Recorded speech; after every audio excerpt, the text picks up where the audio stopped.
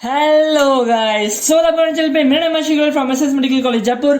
और गाइस अब अपन आए हैं हमारी नेक्स्ट वीडियो डाटा मतलब नेक्स्ट तो क्या है, अपन अब ऐसे तो कंटिन्यू ही कर रहे हैं, ठीक है ना। मैंने आपको जीएफआर के बारे में बहुत सारी बातें बताई थी, ठीक है। अब अपन देखेंगे डिटरमिनेंट्स ऑफ जीएफआर और फैक्टर्स अफेक्टिंग जीएफआर। ध्यान देना आपको कहाँ गया, ये रहा मिल गया। ये देखो, मैंने आपको जीएफआर पढ़ा दिया, ग्लोमेरुलर कैपिलरी मेम्ब्रेन पढ़ा दिया। जीएफआर मतलब छोटा मोटा इंट्रोडक्शन दिया, ठीक है। अब अपन देखेंगे डिटरमिनेंट्स ऑफ जीएफआर, बहुत इंपॉर्टेंट, फैक्टर्स अफेक्टिंग जीएफआर और क्लियरेंस मेथड्स मतलब एस्टिमेशन ऑफ जीएफआर, ठीक है गाइस। और अगर आपने ये पहले वाली वीडियो नहीं देखी तो ऊपर आई बटन पर आपको लिंक मिल जाएगा, ठीक है। ओके, तो स्टार्ट करते हैं। वैसे मैं एक ही वीडियो में पढ़ा देता, लेकिन क्या है, सस्ता मोबाइल है, गर्म हो जाता है 15 मिनट में। कोई बात नहीं गाइस, आएगा अपना भी दिन आएगा। चलो स्टार्ट करते हैं। अगला डिटरमिनेंट्स ऑफ जीएफआर।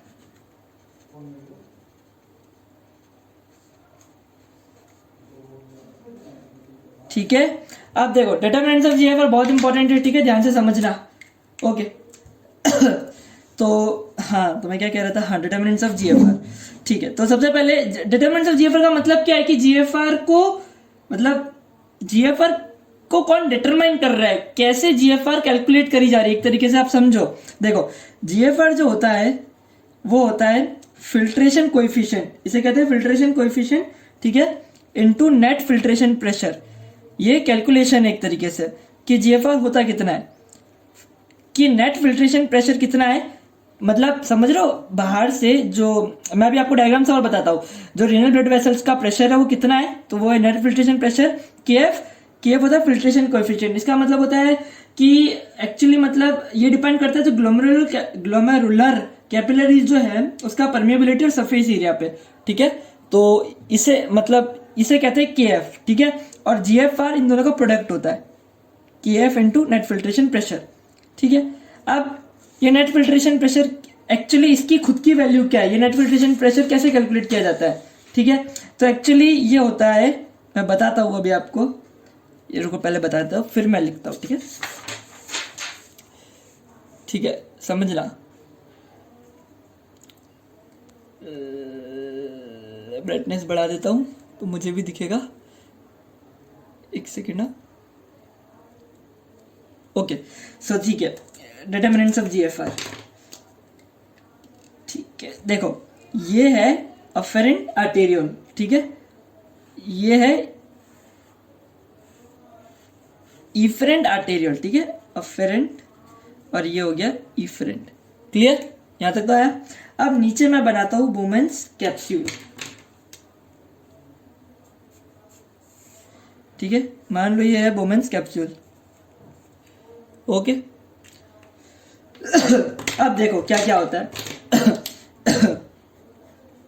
ये जो ब्लड फ्लो हो रहा है, ठीक है, तो इसका अपना एक हाइड्रोस्टैटिक प्रेशर है, ठीक है, जो कि फिल्ट्रेशन करवाएगा, ठीक है। इसको मैं कहूंगा हाइड्रोस्टैटिक प्रेशर, पी से रिप्रेजेंट कर रहा हूं, ऑफ ग्लोमेरुलस, ठीक है। लेकिन ये जो बोमेन्स कैप्सूल है इसका भी एक अपना हाइड्रोस्टैटिक प्रेशर है, तो मैं इसको लिखूंगा, और जो कि अपोजिट डायरेक्शन में, ये क्या चाहेगा, फिल्ट्रेशन ना हो, तो hydrostatic pressure of Bowman's capsule. Clear. अब क्या है, अफेरेंट आर्टेरियल जो रीनल ब्लड वेसल है उसके अंदर प्लाज्मा प्रोटीन्स भी है, तो वो क्या करेंगे, कोलॉइड ऑस्मोटिक प्रेशर, अपनी तरफ प्रेशर, मतलब आपको मालूम है ना प्रोटीन्स क्या करते हैं, अपनी तरफ फ्लूइड को खींच के रखते हैं। तो इस वजह से क्या होगा, फिल्ट्रेशन के अपोजिट डायरेक्शन में काम होगा, मतलब फिल्ट्रेशन नहीं होने देगा, तो इसे कहेंगे colloid osmotic pressure of glomerulus, ठीक है। और बोमेन्स कैप्सूल का इसी तरीके से कोलॉइड ऑस्मोटिक प्रेशर होगा, जो फिल्ट्रेशन होने देगा, अपनी तरफ खींचेगा फ्लूइड को, इसे कहेंगे colloid osmotic pressure of Bowman's capsule. Clear, यहां तक तो आ गई आपको बात समझ में। और ये चारों मिलकर के बनाते हैं net filtration pressure. Net filtration मतलब आपको मालूम है फिल्ट्रेशन तो इस डायरेक्शन में होना ही है, ठीक है। तो देखो पीजी माइनस पीजी मतलब इस अपनी तरफ आ रहा है, फिल्ट्रेशन करा रहा है, बोमेन्स कैप्सूल के प्रेशर को माइनस करना पड़ेगा, माइनस पाई जी क्योंकि ये भी अगेंस्ट में, प्लस पाई बी मतलब colloid osmotic pressure of Bowman's capsule, ठीक है। तो ये होता है नेट फिल्ट्रेशन प्रेशर। क्लियर, आ गई बात समझ में। ओके अब देखो, जो अब मैं वैल्यूज पुट करता हूं, जो हाइड्रोस्टैटिक प्रेशर होता है ग्लोमेरुलस का वो होता है 60, और hydrostatic pressure of Bowman's capsule का होता है वो होता है 18। जो कॉलर ऑस्मोटिक प्रेशर है वो होगा 32। और बोमेंस कैप्सूल मैंने आपको बताया था इससे पहले वाली वीडियो में, इसलिए मैं कहता हूँ कि लाइन वाइज मेरी वीडियोस देखो, पूरी प्लेलिस्ट को लाइन वाइज चलने दिया करो, ठीक है। अब ये जो बोमेंस कैप्सूल के अंदर, तो मैंने आपको बताया था प्रोटीन्स आते ही नहीं है। क्यों नहीं आते, वो कारण मैं आपको पहले वाली वीडियो में बता चुका हूँ। बताओ, glomerular capillary membrane negatively charge है, ठीक है, 3 लेयर है, बताया था ना। तो इस वजह से इसमें प्रोटीन्स है ही नहीं, तो इसका कोई कॉलर ऑस्मोटिक प्रेशर है ही नहीं, तो ये 0। तो 60 - 18 - 32, तो ये आता है 10, ठीक है, प्लस 10 mmHg। इसका मतलब नेट फिल्ट्रेशन प्रेशर है प्लस 10 mmHg। प्लस 10 mmHg के प्रेशर से ये फिल्ट्रेशन हो रहा है, ठीक है, ओके। तो GFR जो है वो हो जाएगा KF × 10। क्लियर, यहां तक आ गई आपको बात समझ में। और KF की वैल्यू भी ऑलरेडी बता रखी है, क्या है बताओ बताओ, 12.5 के करीब होती है, ठीक है। तभी तो × 10 करेंगे तो अपना बनता है 125 ml/min। क्लियर, आ गई बात समझ में, ओके। तो ये सब जो चारों चीजें मैंने बताई, ये है determinants of GFR: hydrostatic pressure of glomerulus, hydrostatic pressure of Bowman's capsule, colloid osmotic pressure of glomerulus and colloid osmotic pressure of Bowman's capsule. बहुत गर्मी है गाइस, पंखा बंद कर रखा है और एकदम भयंकर गर्मी, क्योंकि लैंप के आगे बैठा हूँ, बहुत मेहनत करके वीडियो बनाता हूँ और आप लोगों से एक लाइक और शेयर नहीं होते, किसी काम के नहीं हो। मजाक कर रहा हूँ, डिसलाइक मत कर देना। चलो स्टार्ट करते हैं। अब अगला टॉपिक है अपना लाइन वाइज, जिस तरीके से अपन चल रहे, किस तरीके से चल रहे, ये वाला तरीका, ठीक है। GFR देख लिया, ग्लोमेरुलर कैपिलरी मेम्ब्रेन देख लिया, डिटर्मिनेंट्स ऑफ GFR देख लिया। अब देखेंगे फैक्टर्स अफेक्टिंग GFR, ठीक है, फैक्टर्स अफेक्टिंग GFR, ओके, ठीक है। तो देखते हैं, अब देखो क्या है फैक्टर्स अफेक्टिंग GFR। अब फैक्टर्स अफेक्टिंग GFR मतलब कि कौन कौन से फैक्टर्स GFR को अफेक्ट करते हैं। तो एक्चुअली जो डिटर्मिनेंट्स है GFR के, ये 4 डिटर्मिनेंट्स अभी मैंने आपको बताए, अगर ये अफेक्ट होंगे तो GFR अफेक्ट अपने आप हो जाएगा। क्लियर, तो अपन इसको ही अफेक्ट करेंगे, ओके। तो पहला क्या था, सबसे पहले KF, फिल्ट्रेशन कोएफिशिएंट। अगर KF डिक्रीज होगा तो GFR भी डिक्रीज होगा। मैंने अभी आपको बताया था ना, GFR क्या है, KF का ही तो मल्टीप्लाई, अगर ये कम होगा तो ये तो कम होएगा ही, ठीक है। अब ये किन किन केसेस में कम होता है वो अपन देखेंगे। ये देखने को अपन को मिलेगा रीनल डिसीज में, ठीक है, दूसरा डायबिटीज मेलाइटस में, ठीक है, तीसरा हाइपरटेंशन में, ठीक है। तो इन सब केसेस में क्या होता है, KF कम हो जाता है, तो अपना जो बॉडी का GFR है वो भी कम हो जाता है। और वैसे होता क्या, वैसे मैं आपको थोड़ा ऐसे पीछे की कहानी बता रहा हूँ, इतना ध्यान मत रखना। एक्चुअली क्या होता है, ये इन सब केसेस के अंदर क्या होता है, जो ग्लोमेरुलर कैपिलरी की जो बेसमेंट मेम्ब्रेन है ना, मैंने अभी आपको 3 लेयर बताई थी, तो जो बेसमेंट मेम्ब्रेन है उसकी थिकनेस बढ़ जाती है। तो इस वजह से क्या होता है, कैपिलरीज डैमेज होना शुरू हो जाती है, और इस वजह से अपना कैपिलरी का पूरा फंक्शन खराब हो जाता है। तो सब कुछ मतलब समझ लो तहस नहस हो जाता है, ओके। नेक्स्ट, सेकंड, अभी मैंने आपको बताया था PG, एक तो मेरा ये तोतलापन आ जाता है बाहर, ग्लोमेरुलर बोलने में दिक्कत आती है। हाइड्रोस्टैटिक प्रेशर ऑफ ग्लोमेरुलस, ठीक है, अगर ये कम होगा तो GFR भी कम होगा, क्योंकि मैंने आपको बताया था ना, ये इस तरफ लगाता है PG, ठीक है ना, मतलब फिल्ट्रेशन के एंगल में ये चाहता है फिल्ट्रेशन हो, ठीक है। अगर ये कम होगा तो GFR कम होगा।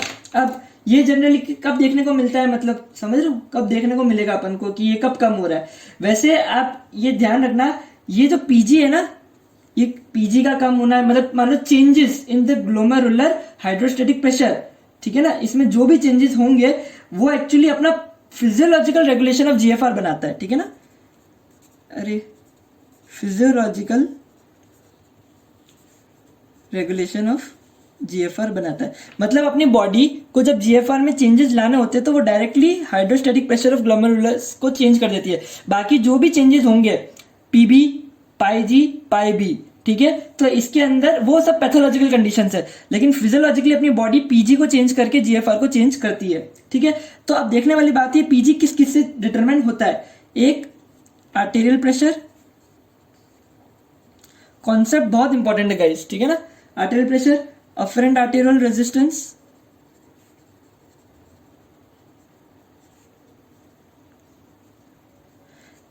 और इफरेंट आर्टेरियोलर रेजिस्टेंस। ठीक है, अभी मैंने आपको सेकंड वीडियो में बताया था इसका कॉन्सेप्ट कि ये रेजिस्टेंस का क्या कॉन्सेप्ट होता है, वापस बता रहा हूँ, लेकिन आप लोग देखा करो सारी वीडियो, तो वहां मैंने अच्छे से बताया, मेरे को यहाँ जल्दी जल्दी बताना पड़ेगा।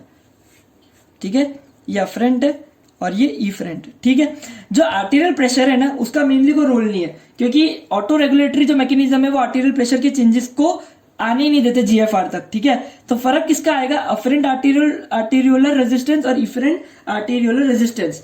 अब देखो, अगर अफरेंट आर्टेरियोलर रेजिस्टेंस बढ़ गया, ठीक है ना, अगर यहाँ का रेजिस्टेंस बढ़ गया तो क्या होगा, ब्लड आएगा ही नहीं, ब्लड आएगा ही नहीं तो जीएफआर कम ही होगा। तो अगर ये बढ़ता है तो जीएफआर कम होगा, क्योंकि ब्लड आना भी तो चाहिए। ठीक है, और अगर इसका रेजिस्टेंस बढ़ता है तो इस वजह से क्या होगा, ज्यादा से ज्यादा फ्लूइड यहाँ कलेक्ट होगा, उल्टा यहाँ से तो फ्लो आए जा रहा है पर आगे जा नहीं रहा, तो यहाँ पे प्रेशर आएगा तो फ्लो नीचे जाएगा फ्लूइड।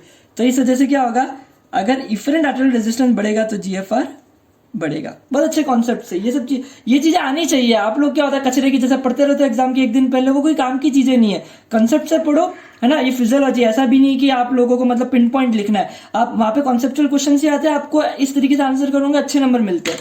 ठीक है, खासकर एमसीक्यू जो ज्यादा आंसर करता है ना उसको टीचर एक बार के लिए मानता है कि इसकी इतनी बड़ी शीट कौन पढ़ेगा, इसको सारा आता ही होगा। ये एक बेसिक साइकोलॉजी है, कह लो एक अच्छा मतलब चीटिंग, मतलब अपने जैसे जो चीटिंग करने वाले बच्चे होते हैं ना, जो लेजी बच्चे होते हैं, उनका दिमाग इस तरीके से चलता है कि ज्यादा से ज्यादा एमसीक्यू सही हो जाएंगे तो अपने आप जो शीट में लिखा है वो सब सही मान लेगा टीचर।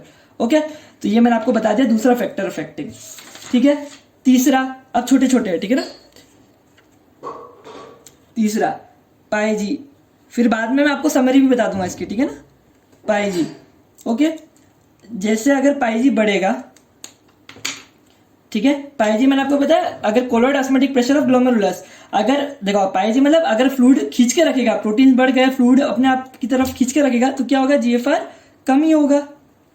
क्लियर, सीधी सी बात है। अब ये कहाँ देखने को मिलता है, जब प्लाज्मा प्रोटीन इंक्रीज हो जाते हैं, इंक्रीज्ड प्लाज्मा प्रोटीन, किसी भी केस में अगर प्लाज्मा प्रोटीन इंक्रीज हो रहे तो कोलॉइड ऑस्मोटिक प्रेशर बढ़ेगा तो जीएफआर कम होगा।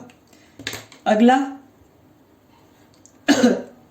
Hydrostatic pressure of Bowman's capsule. ठीक है, अगर ये बढ़ गया तो जीएफआर कम होगा, क्योंकि ये तो अगेंस्ट में लगाता है ना, ये पी बी था, ये पी जी, अगर ये बढ़ जाएगा तो फिल्ट्रेशन कम ही होगा, क्योंकि ये अगेंस्ट में प्रेशर लगा रहा है। ठीक है, तो पी भी बढ़ गया तो जीएफआर कम।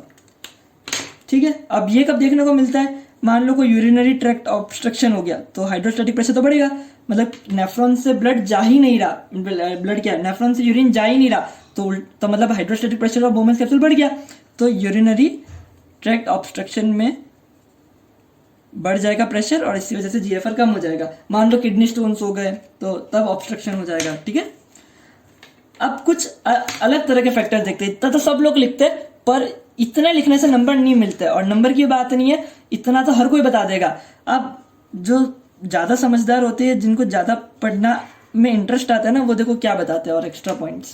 ठीक है, अभी मैं आपको मेरे चैनल पे सब कुछ मिल जाएगा इस तरह की चीजें। ओके, सो अगर सिंपैथेटिक एक्टिविटी बढ़ती है, इंक्रीज सिंपैथेटिक एक्टिविटी, अगर किसी भी रीजन से सिंपैथेटिक एक्टिविटी बढ़ रही है, ठीक है, और वेसोकंस्ट्रिक्टर हार्मोन्स,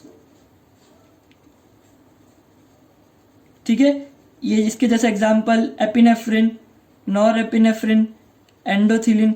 एंडोथिलिन मालूम है क्या होता है, जब कैपिलरी मेम्ब्रेन डैमेज होती है ना, तो ये मतलब कैपिलरी मेम्ब्रेन डैमेज होती है तो मतलब क्या करती है, एक हार्मोन रिलीज करती है जिसका नाम है एंडोथिलिन। ये क्या करता है, कॉन्स्ट्रिक्ट करवाता है। ठीक है, तो ये सारी चीजें जो है, सिंपैथेटिक एक्टिविटी बढ़ना, वेसोकंस्ट्रिक्टर हार्मोन्स, ठीक है ना, वेसोकंस्ट्रिक्टर हार्मोन, ये सब क्या करते हैं, कॉन्स्ट्रिक्ट कराते रीनल ब्लड वेसल्स को।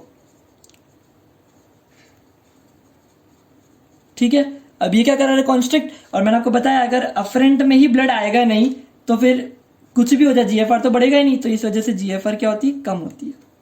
क्लियर, ये एक। ओके, 2-3 और है, ठीक है ना, ध्यान से सुनना। छठा, 5 बता दिए, 6 बता रहा हूं। एंजियोटेंसिन 2, अगर आपने राज सिस्टम पढ़ा है, सीवीएस वाली वीडियो, सीवीएस की प्लेलिस्ट में आपको मिलेगा रेनिन एंजियोटेंसिन सिस्टम, है ना, रेनिन एंजियोटेंसिन एल्डोस्टेरोन सिस्टम, ठीक है। तो ये जो एंजियोटेंसिन 2 है, ये क्या करता है, ध्यान से समझना, ये सब और अच्छा है एमसीक्यू, ध्यान से समझना। कोई पूछेगा ना एंजियोटेंसिन 2 करता क्या है, तो आप पता है क्या बताओगे, मतलब यही बताना है आपको। क्या बताना है कि ये क्या कराता है, कॉन्स्ट्रिक्ट कराता है इफरेंट आर्टेरियोल्स को। क्या कराता है, कॉन्स्ट्रिक्ट कराता है इफरेंट आर्टेरियोल्स को इन फिजियोलॉजिकल कंडीशंस। मतलब अपनी बॉडी में ये रिलीज किया जाता है जब अपन को जरूरत पड़ती है, ठीक है ना।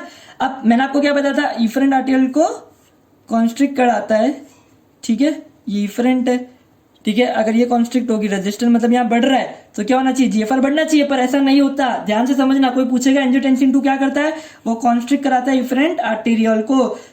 लेकिन कोई पूछेगा तो उसका इफेक्ट क्या आता है जीएफआर पे, तो ये जीएफआर को मेंटेन करता है, ना इंक्रीज करता है ना डिक्रीज। अब कोई बोलेगा कैसे, तो मैं उसको बताऊंगा कैसे, मतलब मैं नहीं बताऊंगा, आप बताना कैसे। क्या हो रहा है, जब, अब ध्यान से समझना, जब ब्लड फ्लो कम हो रहा है,